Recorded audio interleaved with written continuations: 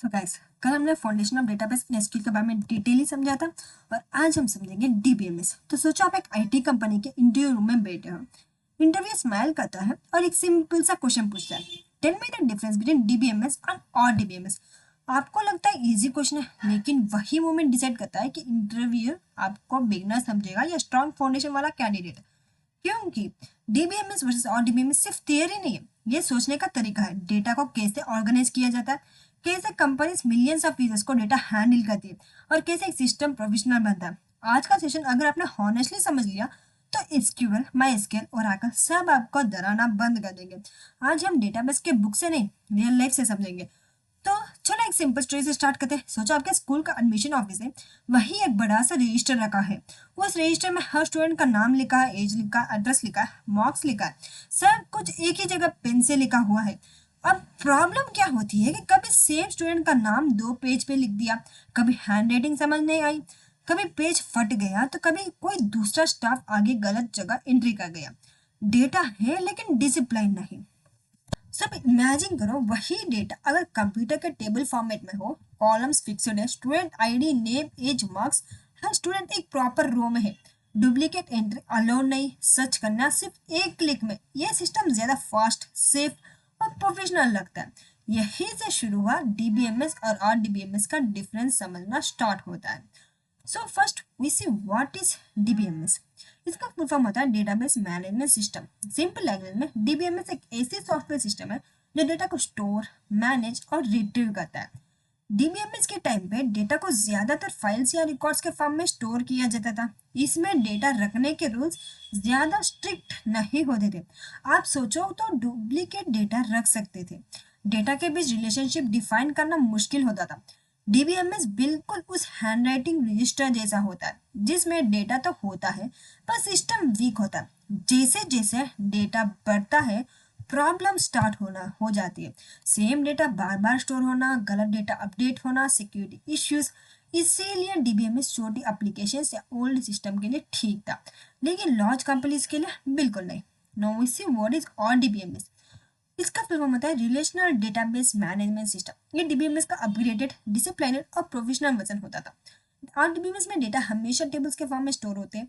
हर table के columns पहले से डिफाइंड होते हैं, हर रो एक कंप्लीट रिकॉर्ड होता है। और सबसे इंपॉर्टेंट बात, टेबल्स के बीच रिलेशनशिप्स होते हैं। एक कंपनी में एक टेबल एम्प्लॉय को हो सकता है और एक टेबल डिपार्टमेंट्स का। एम्प्लॉय टेबल डिपार्टमेंट टेबल से कनेक्टेड होता है। इसी रिलेशनशिप की वजह से डेटा रिपीट नहीं होता और सिस्टम इंटेलिजेंट बन जाता है। आरडीबीएमएस रियल लाइफ में एक बैंकिंग सिस्टम जैसा होता है। सोचो अगर बैंक हैंड राइटिंग रजिस्टर पे काम करे तो क्या होगा। चूस। इसीलिए banks, hospitals, Amazon, Flipkart, Google सब आरडीबीएमएस ही यूज करते हैं। Now we see RDBMS versus DBMS. Main DBMS और आरडीबीएमएस का मेन डिफरेंसेस ऑर्गेनाइजेशन और कंट्रोल का होता है। डीबीएमएस डेटा को लूजली हैंडल करता है जैसे एक नोटबुक। आरडीबीएमएस डेटा को स्ट्रिक्टली टेबल्स में मैनेज करता है। डीबीएमएस में रिलेशन का कॉन्सेप्ट नहीं होता। आरडीबीएमएस में हर टेबल दूसरे टेबल से लॉजिकली कनेक्टेड होता है। डीबीएमएस क्या होता है कि रिडंडेंसी अलाउ करता है और डीबीएमएस रिडंडेंसी काम करता है और डेटा क्लीन रखता है। वही डीबीएमएस सिंगल यूजर या स्मॉल डेटा के लिए होता है और DBMS multi users, large scale systems के लिए मेनली होता है। So why companies trust only RDBMS. Companies RDBMS use करती है क्योंकि उनके पास रियल डेटा होता है, प्रैक्टिस डेटा नहीं। Millions of users, thousands of transactions per second, sensitive information. RDBMS data को सिक्योर रखता है, फास्ट एक्सेस देता है, बैकअप और रिकवरी सपोर्ट करता है और डेटा को कंसिस्ट रखता है। कंपनी का लॉस या प्रॉफिट डायरेक्टली डेटाबेस पर डिपेंड करता है, इसीलिए वीक सिस्टम अलाउड नहीं होता। So what is table in RDBMS? Row, columns. अभी देखते हैं। टेबल एक प्रॉपर स्ट्रक्चर बॉक्स होता है जहां डेटा रोज और कॉलम्स में होता है। कॉलम का मतलब होता है क्या टाइप का डेटा स्टोर होगा। रो का मतलब होता है एक कंप्लीट एंट्री। जैसे एक एम्प्लॉय टेबल में कॉलम्स होंगे, एम्प्लॉय आईडी, नेम, सैलरी, और हर एम्प्लॉय के एक रो बनेगा। so that is row, column and table. Now we see primary key जो कि ये तो हम बेसिकली बताएंगे, लेकिन बाद में इसको डिटेल समझेंगे। प्राइमरी के मतलब होता है यूनिक आइडेंटिटी। जैसे आधार नंबर वैसे ही टेबल में एक कॉलम होता है जो हर रो को यूनिकली आइडेंटिफाई करता है।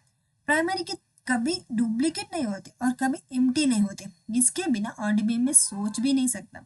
एम्प्लॉय टेबल में एम्प्लॉय आईडी प्राइमरी की होता है, स्टूडेंट टेबल में रोल नंबर प्राइमरी की होता है। तो आज अगर आपको डीबीएमएस और आरडीबीएमएस का डिफरेंस फील हुआ है तो सिर्फ याद नहीं हुआ, तो समझ लो आप डेटाबेस के बिगिनर्स नहीं रहे, आप सिस्टम को सोचना सीख रहे हैं, और वही स्किल कंपनीज को चाहिए होती है। नेक्स्ट डे हम एसक्यूएल कमेंट्स और इंस्टॉलेशन टेबल्स को प्रैक्टिकली क्रिएट करेंगे। तब आप देखेंगे कि आरडीबीएमएस सिर्फ कॉन्सेप्ट नहीं, एक पावरफुल टूल है। याद रखो, स्ट्रॉन्ग डेटाबेसेस बनाते हैं स्ट्रॉन्ग डेवलपर्स, और स्ट्रॉन्ग डेवलपर्स कभी एवरेज नहीं रहते।